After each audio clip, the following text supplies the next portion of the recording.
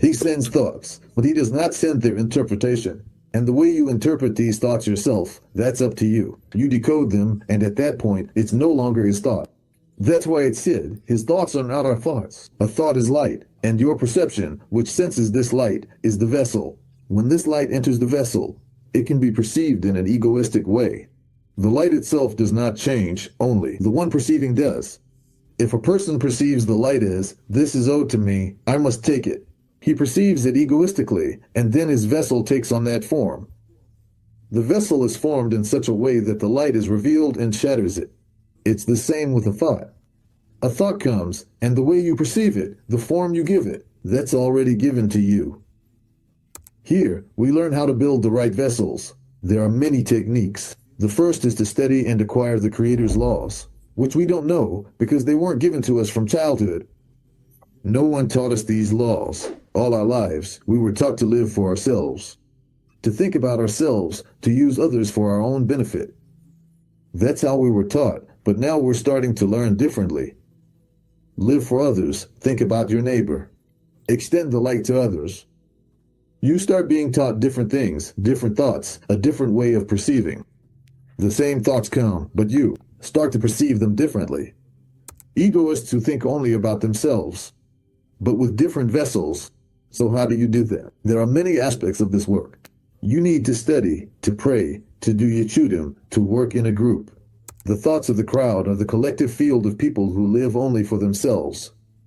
The majority of people in the world are like this. There are very few people who want to live in bestowal.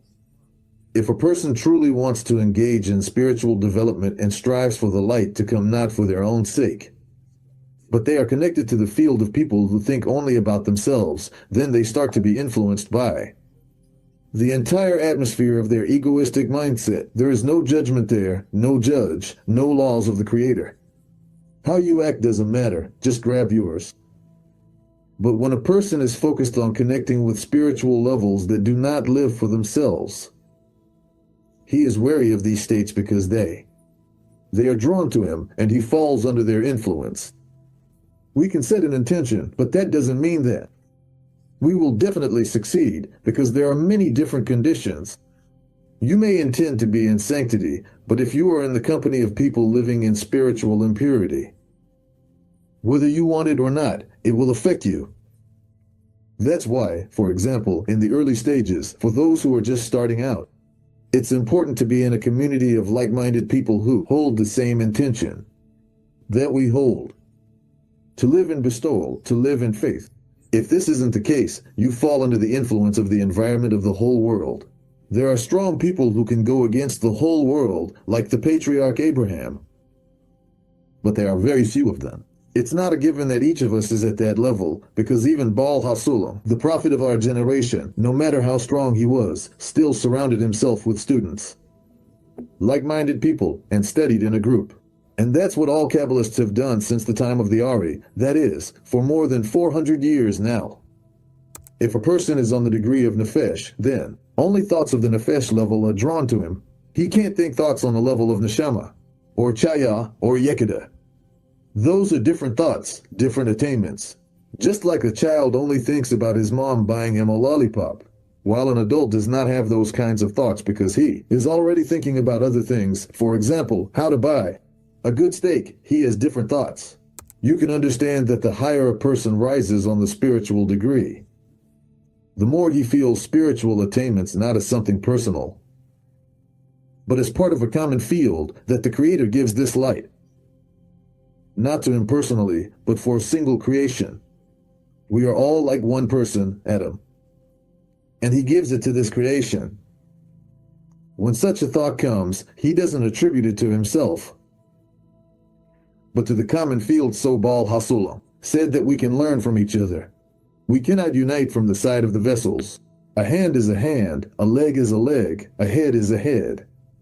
Each has its own mission, but the light that each one draws can be shared. It can spread to the common field. You can go into seclusion and keep working on yourself.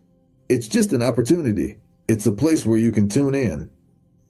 But if you don't know this, and you're not set on not focusing on yourself, but instead want to feel the Creator and his desires, and to be in bestowal, to draw light for others, and to break free from the mindset of the crowd. If you don't know this, then even in seclusion you'll keep focusing on yourself, no problem. And here we're being told what the sages did in seclusion, and why they would go into seclusion. Because sometimes our outward actions don't help us at all. An outward action is simply a way to enter a certain state of consciousness. Otherwise, it might just remain an external state. How can you tell when a thought appears in your mind? You don't need to try to feel it instead. Baal HaSulam says, the higher a person is on the spiritual degree, the more their work takes place on the level of thought. That is, if you know how to correct things on the level of thought, it will also show up in your actions. In other words, inner correction affects what you do in the outer world. That's why Moses treated his thoughts as if they were actions, even if he just wanted to do something bad to someone. Just thinking about it, he already considered himself to actually be that way. That's why he treated his improper thoughts as actions, and would already ask the Creator for forgiveness and make corrections in his thoughts. There's a similar story about the Rebbe of Kotsk. He went to his teacher for the holiday of Shavuot. They asked him, why did you go to your teacher when you could have celebrated with us in our city? Did you hear something different? He says, yes, something different. His father-in-law asks, what did you hear? He says, I heard the 10 commandments there. The other, but we also heard the 10 commandments here. He says, what did you hear? Do not kill, do not steal, do not commit adultery. He says, but I heard something else. Don't be a murderer, don't be a thief. In other words, for him it was different. He was working not just on the action of do not kill, but on the inner essence. If a person corrects things in their thoughts, then it won't show up in their actions. Spiritual degrees. You can read about this in the introduction to the book of Zohar. In the prophet's hand, to imagine, meaning the Creator wanted to be felt by us. So that we could sense him, he created spiritual degrees. Within them, he reveals himself to those who attain spirituality in different forms. Sometimes as judgment, sometimes as mercy. It depends on the actions a person takes. These are the faces he shows to a person. And after that, a person must switch to the understanding that the Creator actually does not change. He is one. All changes are only in our vessels and our perception. In the prophet's hand, to imagine. But there are two lines of perception. The first, a person receives attainment. His vessel is closed in this perception, depending on how much he has developed. The second, after that, he must believe that the Creator does not change. The Creator's thoughts are the 10 Sefirot through which he governs the entire world. But how you feel them depends on your vessels. That's why your thoughts are not his thoughts. After the light enters the vessel, that's your interpretation of reality. But the light goes to the general field. Not to you personally, but to all created beings as one soul. You take from this light only what your vessels are able to perceive. If you feel unity, the general field is one person, atom, then you are there. If not, you are not there.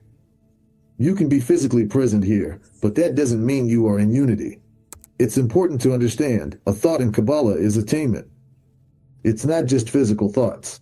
Although that's also true, because the thought really is attainment. A person thinks according to how the light is revealed in his vessel. For example, the thought of whether to go eat ice cream or not. This also comes from the light of the Creator. These are the thoughts that I contemplate. Baal HaSulam says, there are thoughts that create me. When we study Kabbalah, we study the thought with which the Creator creates the world. This is his thought. If I study this thought, I begin to think about the thoughts that think about me. This is a special state. It's not just that I think my own thoughts, but I think the thoughts that think about me. I am being created. And then I start to perceive things differently. There is another option. These thoughts come to you from other people, because you interact with them.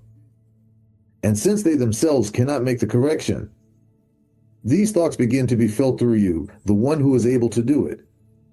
You can raise a prayer for them, perform Nichudim, and carry out the correction, which, ideally, they should have done themselves. Now this passes through the holy sparks into your soul, and you start thinking about it. You can change this through prayer to the Creator, asking for the collective field for those who are in a state of breaking. Baal HaSulam attained such exalted spiritual levels that we can't even imagine. All these books that we study, I've been studying them for 25 years, and I never get bored. Every time, something new is revealed. Why? Because he drew down such a light here, the light of the end of correction. This is the infinite light. But why don't we feel all of it? Why is everything new for us each time? Because our vessels are not yet developed to receive this light fully.